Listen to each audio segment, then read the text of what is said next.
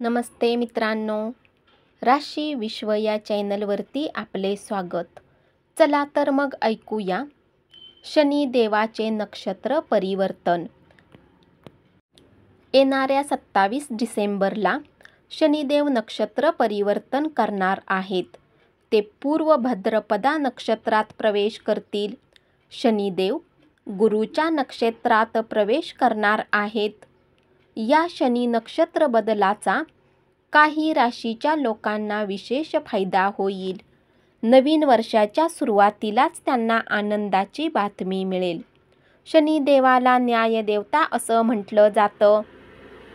कर्मफळदाता शनी ठराविक काळानंतर आपली राशी आणि नक्षत्र बदलतात.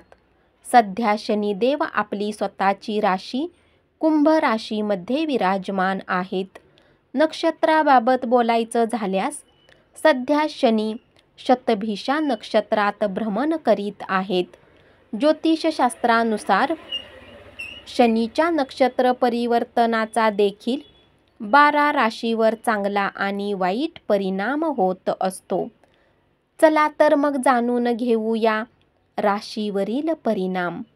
मेष राशी. घर, एखादी संपत्ती किंवा वाहन खरेदी करण्याचा विचार जर तुम्ही करत असाल तर ही इच्छा देखील तुमची या काळात पूर्ण होऊ शकते. जुन्या मित्रांसोबत तुमची भेट होऊ शकते.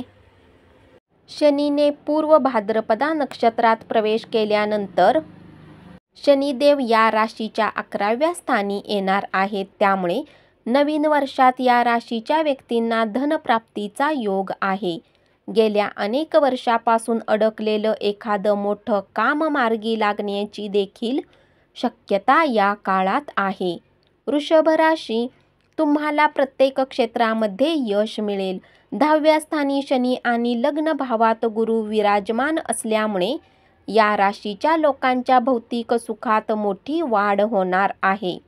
पुढील काही महिन्यात तुमच्या जीवनात अनेक बदल पाहायला मिळू शकतात. पती पत्नीमध्ये काही वाद असेल तर सर्व वाद दूर होऊन तुम्हाला या काळात आनंदाची बातमी मिळू शकते.